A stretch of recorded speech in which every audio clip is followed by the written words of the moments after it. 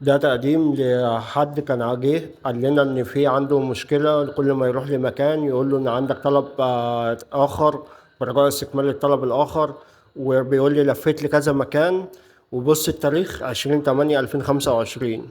يعني ده تاريخ ايه اللي هو التقديم اللي احنا مقدمين له بيه، عشان ما حدش يقول ان انت مسجل الفيديو قديم او حاجه. الفيديو لسه جديد.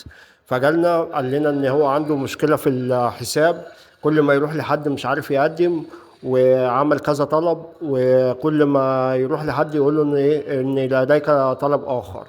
عن اتعلم ازاي دلوقتي ان اقدم بدون اي مشكله، بدون اي اللي هو اخطاء او الكلام دون.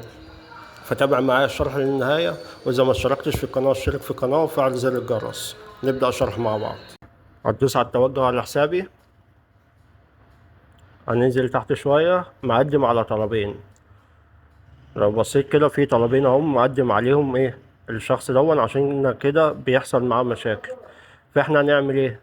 هنخش على الطلب اللي هو يعني اول واحد عمله، نخش عليه وننزل تحت شوية هنلاقي متابعة الطلب، هندوس عليها.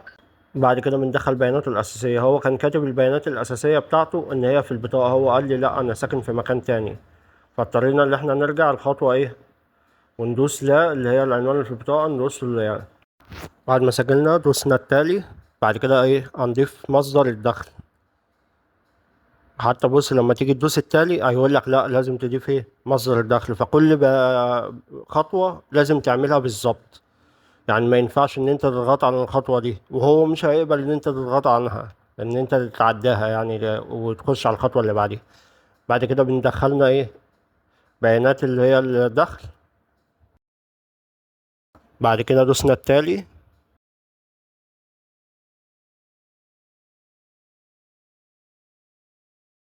بعد كده هو عاوز الاسكان الاخضر اللي هي في الشرقية. اخترنا الاسكان الاخضر. بعد ما اخترنا رغبة الحجز هندوس التالي. بعد كده ندوس على انهاء وذهاب لمتابعة الطلبات. بعد كده ندوس على الطلب تحت التقديم. بعد كده متابعة الطلب.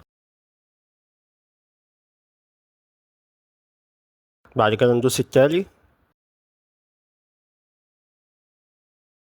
بعد كده ندوس التالي،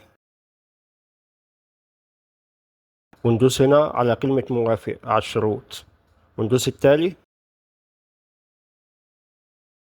هنا لو انت ما معكش الاقرار والاستمارة وكده تحملهم، لو معاك تدوس التالي، ترفع الملف، اترفع بدون اي مشكلة.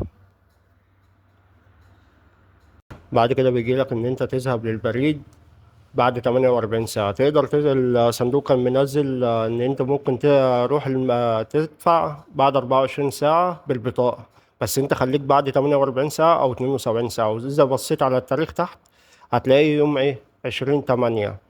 يعني بنفس التاريخ بنفس الساعة وكل حاجة. فانت اذا ما شاركتش في القناة اشترك في القناة عشان يوصل لك اي تحديث جديد،